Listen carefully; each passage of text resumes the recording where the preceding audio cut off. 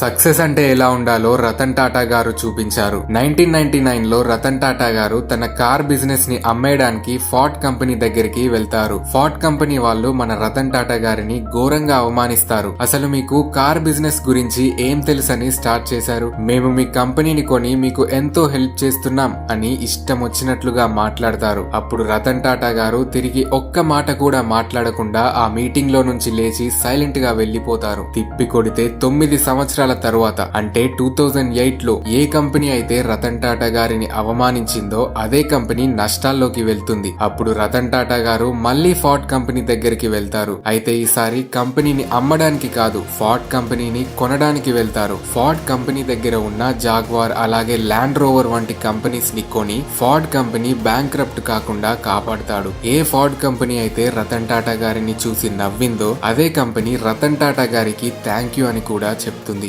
నిజమైన సక్సెస్ అంటే ఇదే కదా, మనల్ని చూసి నవ్విన వారు అలాగే మన వల్ల ఏమవుతుంది అని అన్నవారితోనే సలాం కొట్టేలా చేయాలి.